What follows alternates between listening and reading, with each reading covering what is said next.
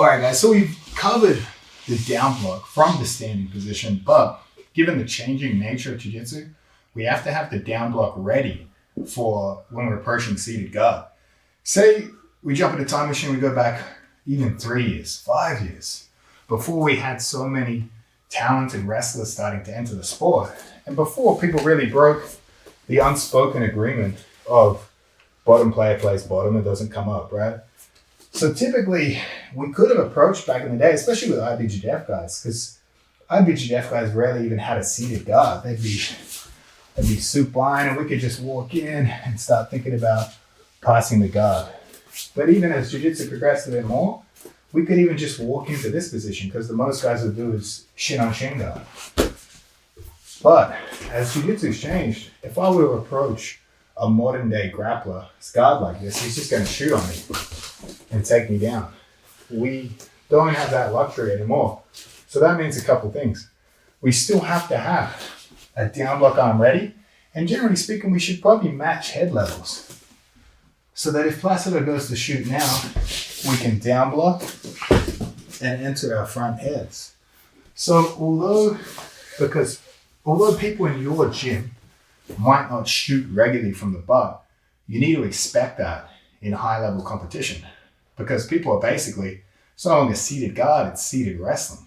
So a good example would be if you approach Nicky Ryan's guard, you should expect to be taken down more so than even Nicky to fall back and go for leg locks. So I want you to just keep in mind to have the down block ready. So try to match height, but say you're getting tired and you're coming up, do not remove this down block, especially if I start reaching. Placido's going to post that and shoot for a leg. So really, I like to keep a hand on him, because that's at least going to keep Placido's butt grounded. And then if he shoots, we hit our down block and we enter our front head position. So this is more of a conceptual idea, but just because they're on their butt doesn't mean they don't have dangerous takedowns. I know a lot of grapplers that will take down high-level wrestlers from their butt because the wrestler's not expecting it from there, and he's not used to approaching someone like that. We can even see guys like Nicky Rod that shoot incredibly well from this position. So don't lose sight of the fact that we still got to have our down block arm ready. And in this scenario, we down block and someone shoots at the wrong time, we enter our front head straight away.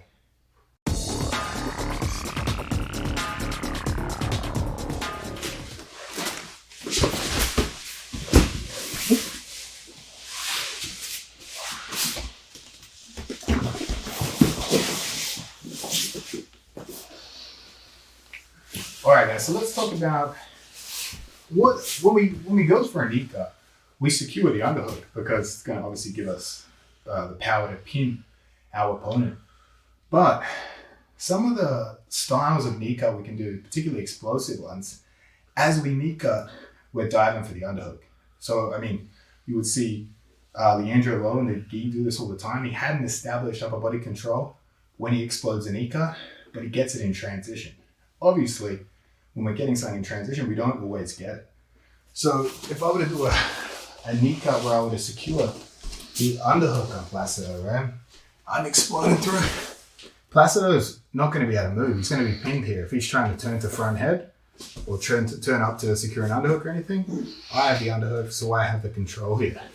But when I explode for this sometimes, if Placido is keeping his elbow tight, I can miss it. If I stay on top, he's probably going to take my back here. He's going to come up and get behind me. So when I explode through for the knee cut and I don't establish the underhook, I've got to keep going. And as Placido chases my back on the underhook, he's going to expose himself to the front head. So as we explode through, he starts coming up. And I re-square to get myself in position to take the front head. So now let's look at it on the other side. I'm trying to get this as I explode through. I'm trying to secure the underhook. But Placido, being great defensively there, I miss it. So I get my hips away and we circle back to secure our front head position. Again, elbow, chin strap. So sometimes when people have really tight guards, we can throw in these explosive knee cuts. But if you miss the underhook, be prepared to turn it into a front head. And that's a way we could really get to the front head. We could almost force it. You could choose to do these movements to see if that's going to encourage them to come up with an underhook. And in that sense, we can force a front head from a position where they're playing supine guard.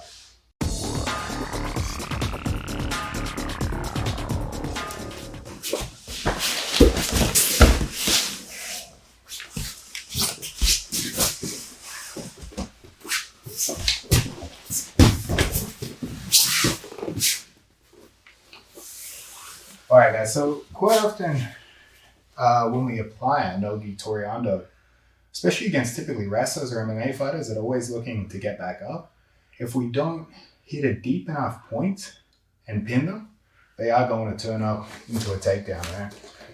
So, say we hit our no-gi toreando, whether we run and build it up and throw them, or whether we pin them and cut an angle.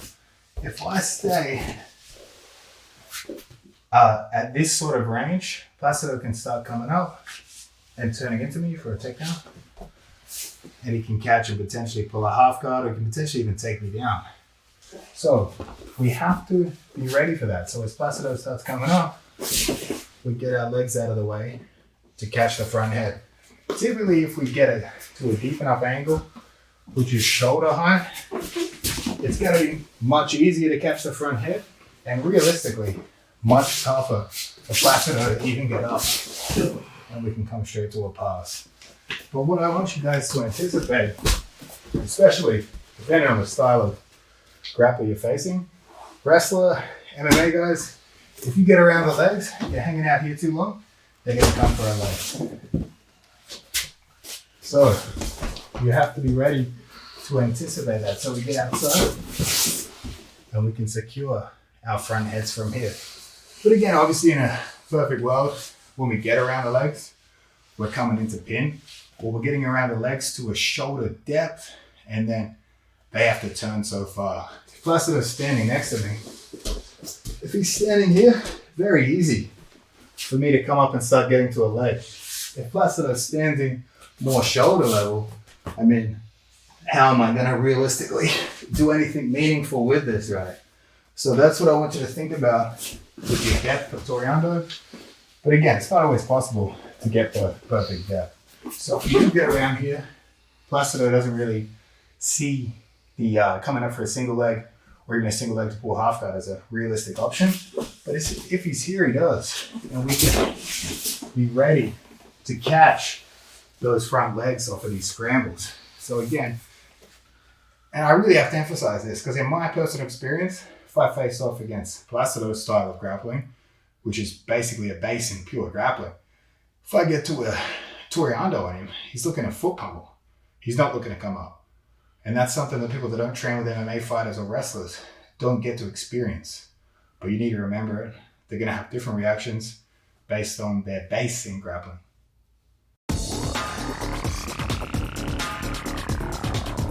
All right, guys, I want you to reimagine, redefine what you think of as a front head, right? So obviously we've got a front head from Turtle, we've got a front head here, we've got a front head from Tabletop, and we've got a standing front head, right? But really, when we have an opponent that's seated, we can secure the front head from this position. You might think when I catch a head here, I'm exclusively trying to hit a guillotine choke, right? But just as front head is a control position when we have a standard front head, we can use front head here as a control position too, right? So when I secure this position in rolling, I'm going to use a cross snap or a same side snap, right? So I'm going to step inside, cup the back of the head, hitting with the base of the hand, just like we were doing from our typical standing position. And I take a chin strap and I pull Placido's head to the same side as the front head position here. Obviously, we don't want to have it inside. That's where Placido's going to clear the position. So when we do this, we want to take inside position, but we can't even do this off a shin to shin. When Placido takes a shin on shin position, we can still hit the front head as a control and I can sink my weight into Placido. So Placido is trying to move here. Very, very difficult. So our base control is always going to be elbow and chin strap. Whether we're taking a step from shin on shin, whether we get inside position. And again, we can do a cross snap, or we can really hit a same side snap. But you can see the way my weight's positioned here. I'm sitting on Placido, so Placido can't easily decide to stand up or shift gears here. So we're controlling elbow and chin strap. So that's our base position. And again, you guys can go for your typical guillotines, which would be arm in, high wrist or high elbow. And we will cover the finishing mechanics of that at a later point in this DVD. But for now, we're thinking control position and what is a front head. So you might be saying, if we're not going for guillotines from here, what can we do? So when we go in for a front head, we can actually pummel our chin strap hands outside. And we can take this little scoop grip here. And you can see Placido's head is trapped against my body here. He tries to pummel it inside, it's going to be impossible. He tries to stand up, it's going to be very tough, right? We've got a very great pin position here. And sometimes when we hook this grip, we can basically step around and take the back. Why can we do that? Because Placido can't put his back on the floor here. Placido tries to put his back to the floor. He's carrying a weight on the top of his spine. And we can slide behind, preventing him placing his back on the floor. Obviously, if we were here and I tried to come behind Placido, he puts his back on the floor, we've lost the back. So with that grip, Placido now can't put his back on the floor. And we could potentially circle around. But of course, that's not all we can do from here, right? We could put his back on the floor and start to apply a knee cut. So if you guys pay attention to my right knee, we've got our elbow control, and I'm hipping in. And we can start driving them to the floor. Obviously, be very careful of the neck here, and I would allow it to slide out. But you can see, with Placido being a good okay, we could come straight through, start applying neck crank pressure. But again, very few events is that going to be legal at. I believe even ADCC, it is illegal to apply what is essentially a full Nelson, which is I'm applying neck pressure to Placido in a way he can't relieve it because I'm controlling both arms. It's another story, especially under the ADCC rule set. If Placido can turn out and relieve neck pressure, but if I control his right arm, now he can't turn out. So Placido is trying to move here. He can't avoid injuring his neck. Whereas if we didn't have the left arm, so we didn't have Placido's right arm, we can turn, we can start chasing the back. Another option from this grip is we actually let him take his head out early. And the only way Placido could do that is head inside. Basically the same from a chin strap. If he wanted to clear this, he could pummel his head inside. So when he does that, he's actually giving us an underhook and a tricep grip, and we can knee cut and land in a perfect knee cut position. Because again, he's giving us the underhook, he's giving us far side arm control. So say we take the chin strap, we switch it off to a more secure grip, but we're loose enough that he pummels his head out. Maybe we messed it up, or maybe we're just being kind. That's when we can use this grip to pass to a regular knee cut. Now another grip we can use from here is basically, it's like a variation between a half Nelson and we've got a single hook control. It's a way where we can pin our opponent, but we're not pinning them where they can't move at all. They can move in such a way that they give us the back, or they can stay in a position that pressures their neck. And the way we would do that is we're taking a guillotine grip, we're taking our reimagined front head, right? We're taking the scoop grip on the far arm. And really the beauty of this is that Placido can't get his back to the floor. So we can take this space away. I can throw myself behind his back here. And I want you to pay close attention to what I'm doing with my legs here. So I've ended up behind Placido and I'm back heel into my butt, and I've caught his right leg. So Placido's trying to wiggle around from here. It's going to be very difficult. And because his back isn't flat on the floor, it means we have a chance at back exposure. The best way to do this would be to replace our scoop grip with a regular underhook momentarily to start looking to take a Kimura grip on the far side. And again, because we have Placido control, we can start to do a chair sit. So I can leave my top hook with his leg trapped, because again, if I took that out, now we've just got a regular Kimura trap. But while we have this, we have another added layer of control. I can use my left foot, the outside foot, to sit up and put Placido on his side. And what I'm trying to do with my left knee, get it as deep under his back as possible. So that way when we can take the back, we can forward the far hip and start securing body triangles, right? But again, this isn't a technique to rush. This is basically using a variation of a half Nelson and a crucifix to prevent Placido getting his back to the floor. And if he can get his back to the floor, he can block our back take. So we're preventing that with these grips. Reimagine front head, scoop grip on the far armpit. As I switch hips onto my left and hide his back from the ground, I keep this leg as a hook. So we dive behind and I control his legs with my feet, and I've got diagonal control here. We've got control over the bottom leg and the diagonal arm. So Placido is trying to move here. He's stuck. What I don't want to do is be loose with my hips. Placido moves now. You can get shoulders back to the floor and come on top. So when we are applying this position, I want you to back heel and apply hip pressure. Now Placido tries to get his back to the floor, but he's wedged. If he really explodes that way as he was doing, he's just giving us his back.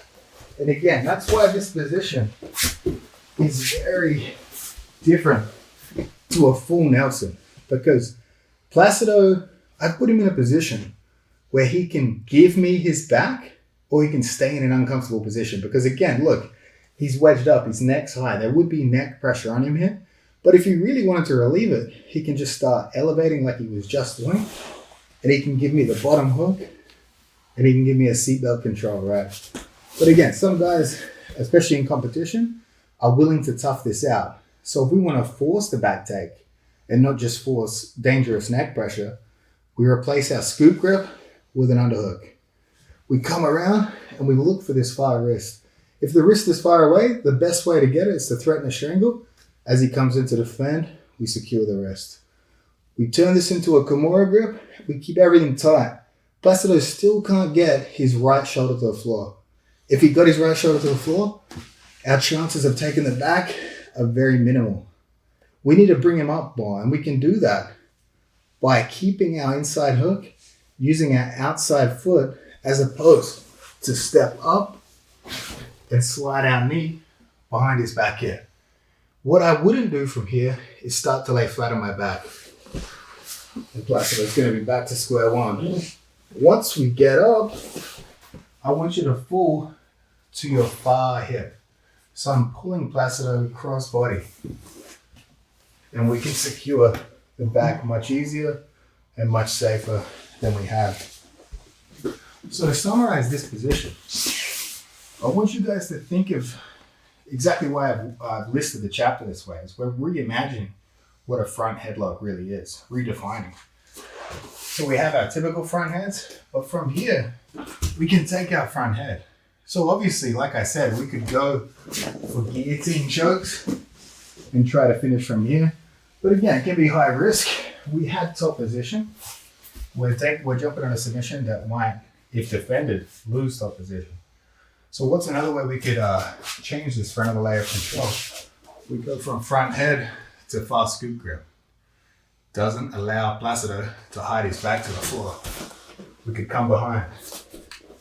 We could apply a knee cut with the neck in, which is going to be dangerous, but we can allow his head to slide out. We could take our scoop grip and leave enough space that his head can pummel on its own. So Placido starts thinking defensively, but of course, it's going to give us a regular Nika. And then last but not least, a crucifix variation, where we dive behind them so they cannot prevent their back hitting the floor. If he's worried about neck pressure, he gives me the back. And we can take our back control. If he's not reacting, we can switch off to our Kimura style grips.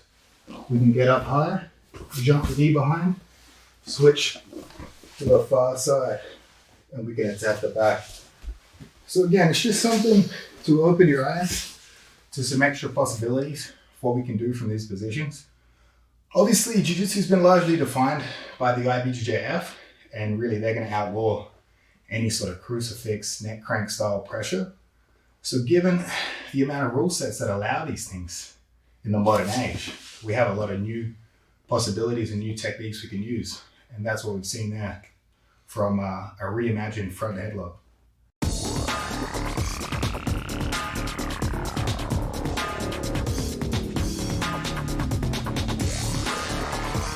So now we have the front head, right? We've gone over our entries to get it. Let's say we have our front head, but we've got it from standing. Maybe we just had a basic snap where we've landed in the front head from standing. So I want to explain something to you, and this is true for when we do rear body lock, basically turtle, rear body lock control.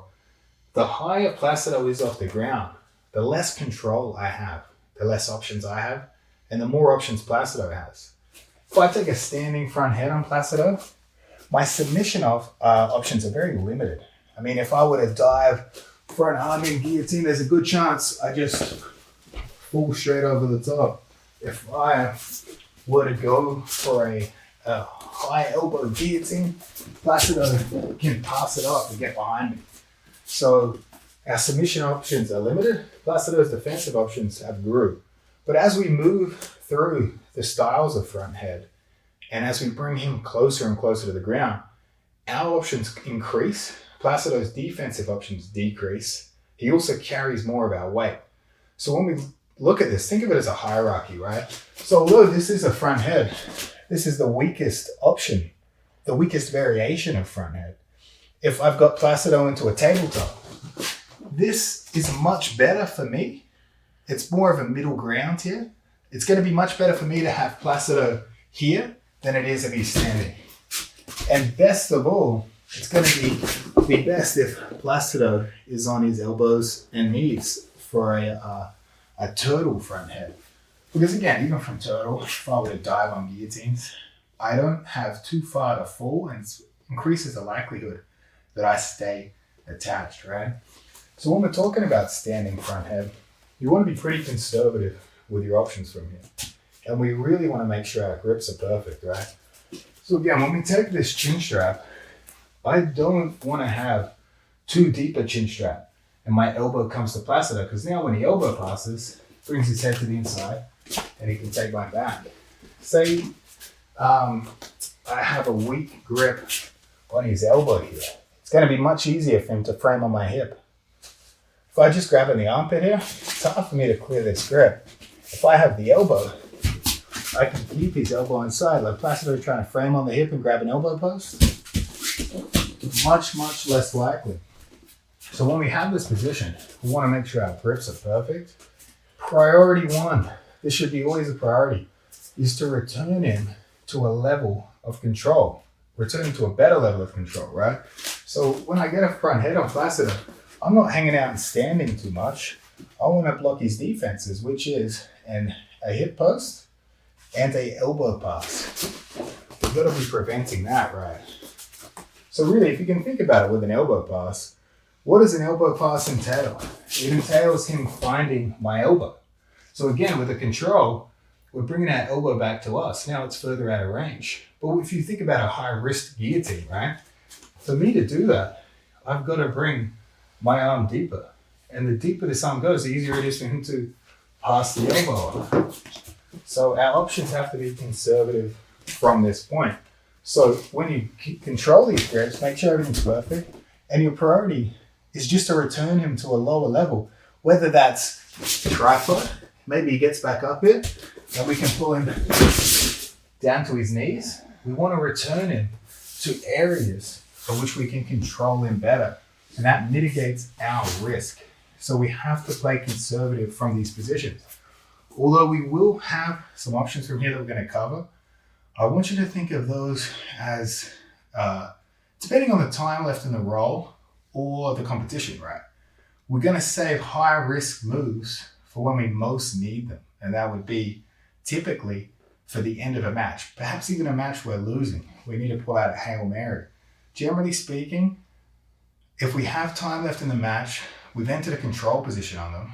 Now we want to increase our level of control. And the way we do that is returning them to the mat. Every time they get back up, we return them back down. We keep that control. And that's going to really increase our chances of control, and that's going to lead to victory. But again, just because you've got a front head, it's not a good time to necessarily go straight for a guillotine or a high risk movement. We want to keep the control. And the best way to keep the control is with the fundamentals. Shallow elbow, and we're gripping their elbow so they can't hip post. And that's really going to increase our success from this position.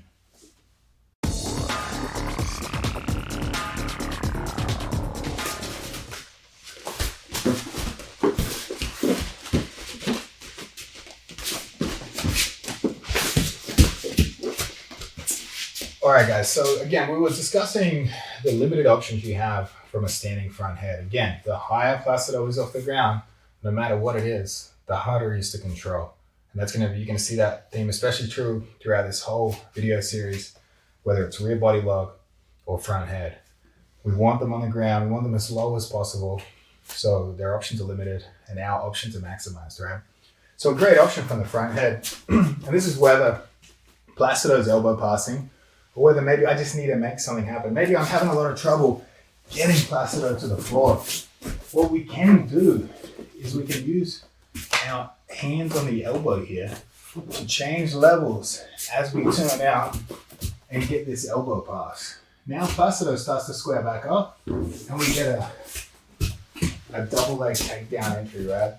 So again, one of the best ways to secure a double leg would be to deal with these elbows, to get these elbows out of the way, get these hands out of the way so we get a clear shot, right? So a great way of doing that would be if Placido's relaxed here.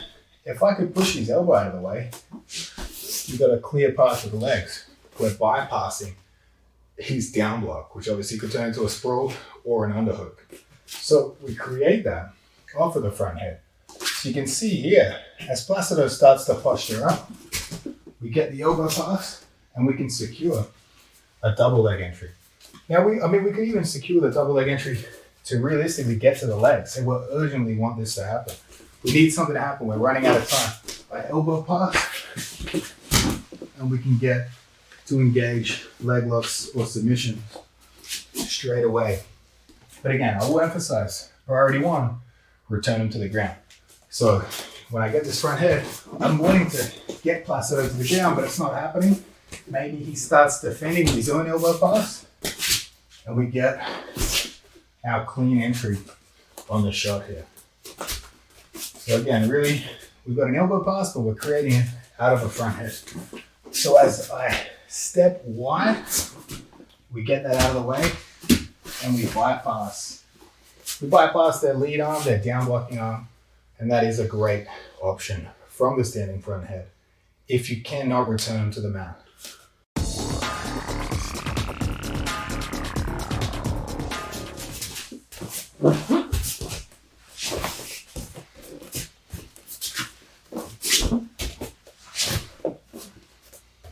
All right, guys, so again, and I can't emphasize this enough, any attack from a standing front head is high risk, but there are circumstances in which we need to take advantage of high risk moves, whether that be time's running out or you want to create a really cool highlight reel in competition, right? But let's look at using a Kosoto hook to secure the back. So we've got the front head here. What I really want to do is step and secure the back of Placido's knee here. Because once I've got that, I let go of the upper body, it pulls me to his back. I don't want you to think that I'm pulling Placido to a position where I can take his back. I'm holding him still long enough that as Placido starts clearing the front end, he ends up behind. But again, high risk. This is an urgency sort of move. We need to make something happen, yeah? But it's again, you take advantage of it being unexpected too. Obviously, I have to be careful. I want to make sure I'm controlling this arm, otherwise I'm giving him basically a free takedown here. So when we control the arm, we're not controlling the armpit, just like in all our fundamental sections of this product, is that if I control the armpit here, Placido's still got good elbow mobility to grab my leg. If I'm controlling the elbow, we can step behind and now Placido starts making a defensive movement and we can pull ourselves behind, right? We've got our front head, we've got good elbow control, we've got a good shallow chin strap, we hook. And it really makes it difficult for them to even take an underhook here because we're still blocking his elbow and we can end up basically bypassing their defenses and jumping straight to the rear body lock. So again, Kosoto from a standing front headlock to not move them, but hold them in position to allow us to move directly to their back. Guys, I just want to add on to the knee block, to the Kosoto hook to the back, is that, there kind of is a time and a place to use it, even though it is a high risk movement. So if you look at Placido's posture from the front head, right? Obviously, for me to return him to the ground, I'm pulling his head out and around. So the ease at which I could do this depends on his posture, right? So if Placido is leaning far forward like this, you can imagine it's going to be very easy to pull him down. And the further forward he is, the more space there is between me and his legs. But generally, when guys are recovering from front head, they're getting their head back above their hips, whether that's with a head pummel and they step and get their head high, or whether they're just trying to maintain the posture. So there are scenarios where Placido's posturing up here and I'm starting to find it difficult to control. But you can see that means his leg is much closer to me to hook. So you can create kind of a dilemma with this technique, right? And that is, if we got Placido's posture broken, it's going to be much easier to return him to the mat. But maybe you're dealing with someone that's a lot stronger than you, very strong neck, and you're trying to pull them and they're getting high posture, that leg's going to be much, much closer to hook. So rather than think of this technique in isolation, we want to build it into sort of a dilemma based on their posture. Low posture, easy to return, hard to reach the foot, hard to reach the leg to hook. As they start posturing back up, the legs become closer, the mat return becomes harder. So that's how you would incorporate the Kosoto to the back into more of a dilemma-based system.